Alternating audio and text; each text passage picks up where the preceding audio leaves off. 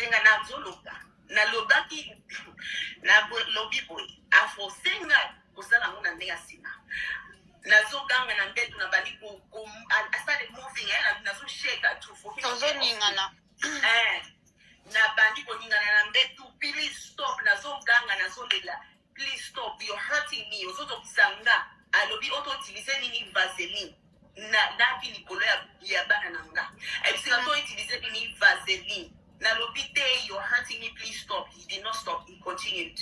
Okay, yango wana ti until I saw na bimaki makila oui na bimaki mwa makila e bimaki pona nini ezambala liboso osala eluka mona Angela wana. Okay, oui, okay, maybe that's why na atana tango tozali kosala nani wana tozali kosala ekobo na nenga normal azwaki soy na ye afose azoyebisa wana fongola monoko anamela soy na ye na boy afose yango donc and he spit it in my mouth oyoki tango na boyaki komela soy na ye he spit it in my mouth. Now I'm not even lying, there's no reason for me to lie about it.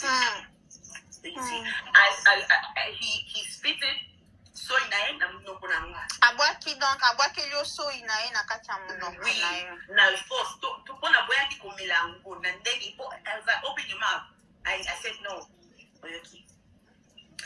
Alors after that I like to lali tigo anazaki na banani wana ba video bango moko ba publier na banani bata ezamana okay nini to lali kolala ya la laki na inga na swini na sweep la na lati I was uncomfortable.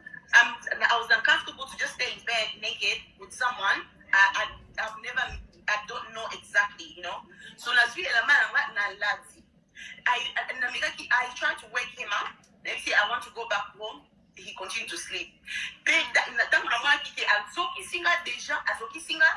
did something that I didn't want him to do to me. Na twaki video wana na ndenge makile bimakinga ya kolobake soki likambo oyo ndenge na bimi makila soki likambo mabe komelinga at least na kozana ipreja koloba na zalaki na ndaku na ye likambo oyo esalami na ndaku na ye oyo. Donc si je comprends bien je na comprendre au filma qui pose lana et lo comment que zo laksa ke ozalaki na ndaku wana kosalaki